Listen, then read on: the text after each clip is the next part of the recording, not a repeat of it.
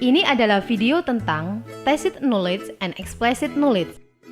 Video ini merupakan salah satu materi pelengkap mata kuliah Psikologi of Training and Development.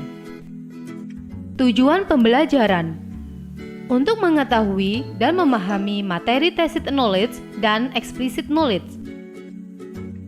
Pendahuluan. Knowledge merupakan suatu hal yang berharga, langka, sulit digantikan dan ditiru, serta menjadi sebuah keunggulan bersaing pada organisasi termasuk dalam hal transfer of training dalam suatu organisasi.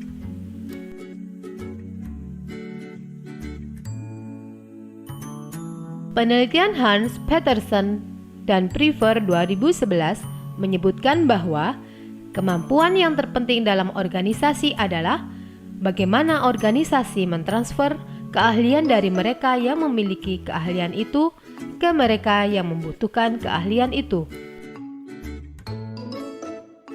Knowledge sharing merupakan salah satu metode dalam knowledge management yang digunakan untuk memberikan kesempatan kepada anggota suatu organisasi atau instansi dalam berbagai pengetahuan, teknik, pengalaman, dan ide yang mereka miliki kepada anggota lain yang membutuhkan.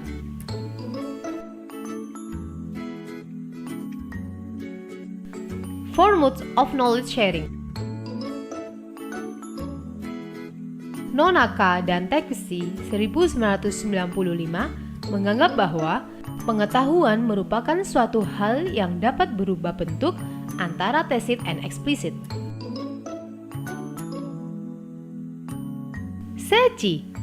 SECI adalah suatu model yang menjelaskan bagaimana suatu tacit knowledge dan explicit knowledge dikonversikan ke dalam organisasional knowledge.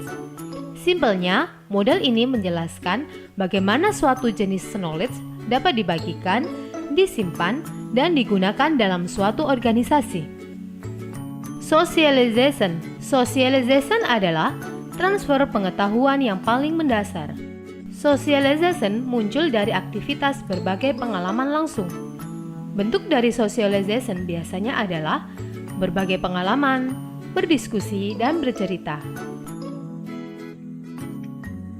Contoh, Dian magang di sebuah perusahaan profesional khusus pembuatan kue untuk mengetahui rahasia resep adonan kue terbaik, maka terjadi transfer tacit to tacit.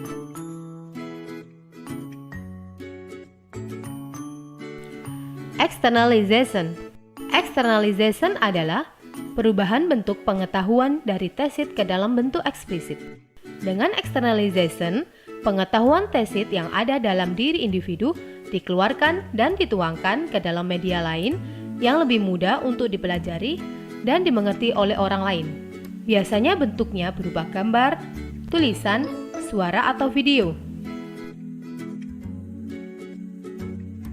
Contoh, Dian mentransfer rahasia resep kue yang telah diketahui menjadi dalam bentuk tertulis dan mengkomunikasikan ke project engineer.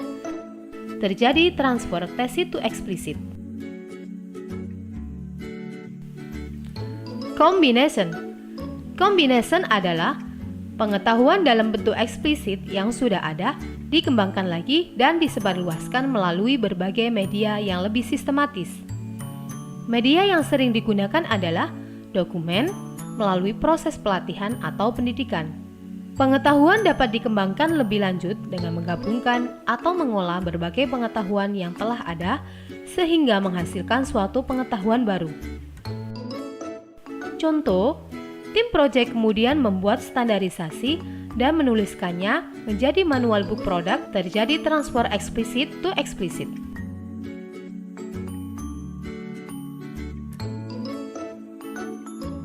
Internalization adalah perubahan bentuk pengetahuan dari bentuk eksplisit ke tacit dilakukan oleh individu-individu yang mencoba untuk memahami suatu pengetahuan yang sudah ada atau belajar ataupun melakukan penelitian terhadap suatu objek tertentu di dalam organisasi. Proses ini dapat menghasilkan hasil yang memuaskan ketika seorang individu mengimbangi antara proses belajar dengan proses praktiknya dalam dunia nyata. atau learning by doing. Pada akhirnya, hal tersebut akan menghasilkan dan menambah pengetahuan baru dalam diri individu. Contoh, setelah berhasil membuat produk baru dengan hasil yang lebih baik, Dian dan tim mengerjakan cara operasional dan keunggulan mesin ke orang lain.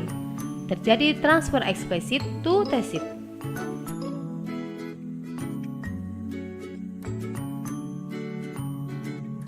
Kuis.